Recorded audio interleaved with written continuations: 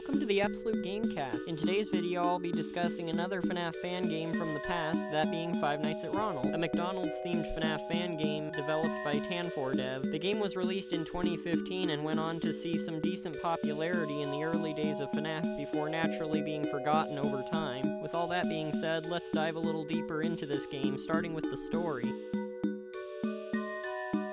This game's story takes place at McDonald's, a fictional McDonald's location where a former night guard shot up the place and killed 6 people at the restaurant after he was fired. Following that horrible event, the restaurant was struggling to drive in customers, and seeing the popularity of Freddy Fazbear's Pizza, they decided to copy their homework and install their own McDonald's-themed animatronics, which while it works, the animatronics oddly seem to walk around at night looking for people, and now you have to survive 5 nights as they hunt you down. The phone guy also has a pretty deep story where his son is in the hospital for an unknown reason, and he's working at the restaurant to pay for his treatment until night 4 when he loses his job and his son dies. So he decides to get revenge in an unspecified way, potentially mirroring the former night guard. I was impressed by the depth of the story, since quite a few FNAF games from this time tend to either borrow and reskin the story from Five Nights at Freddy's or feature a similar story element, so it was interesting to see how deep and unique the story was. The location is also well designed in my opinion. It's decently sized, dark and dirty looking. Because of this, threats tend to effectively hide in dark areas, so you only see part of them if you can see them at all, which strongly benefits the atmosphere established by the story, making a place as colorful and happy as McDonald's appear bleak and depressing, almost like the pain of what happened is still hanging over the place like a thick fog. The characters are also well designed in my opinion, as they do a good job of looking enough like the mascots they're based on to be recognizable, but are just wrong enough that when you get a good look at them, they look disturbing, especially with Ronald himself. If you're already afraid of clowns, the anomalies of his design just make him scarier, even if he doesn't appear too much early in the game. The game also features hallucinations like FNAF 1, but instead of being rare Easter eggs, they're instead used as ambiance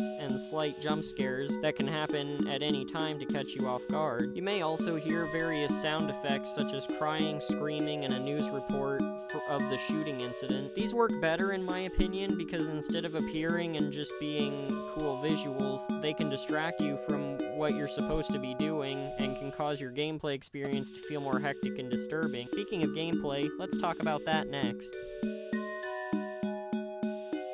The gameplay of Five Nights at Ronald's is another merger of FNAF 1 and 2 mechanics. However, for some reason I can't explain, I felt far more manageable to keep track of compared to other games like this I've played recently. You have a door on either side of you, a power system, and a door you have to watch like Foxy in FNAF 1, an event above you that isn't used until later nights, a light on the cameras you have to recharge in order to keep the inflatable Ronald McDonald in his box, similar to the music box in FNAF 2. I was able to find a decently easy pattern of checking the hallway cameras and office doors, the light, and Birdie's door that helped me quite a bit.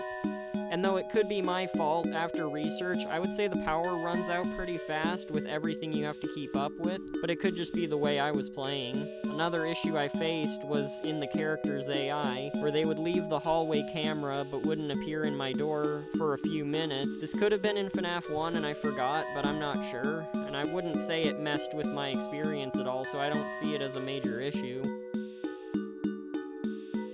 In conclusion, I enjoyed my time with this game, and I think you should check it out if you haven't already. As with most FNAF games, it starts out easy, but it can get challenging early, so those who are interested in a challenge don't have to wait very long. With that said, that's all I have to say for this video. I hope you enjoyed it. If you did, don't forget to like, subscribe, ring the bell for notifications. Not gonna force you, do what you want. Thanks for tuning in, and that's the video. Bye.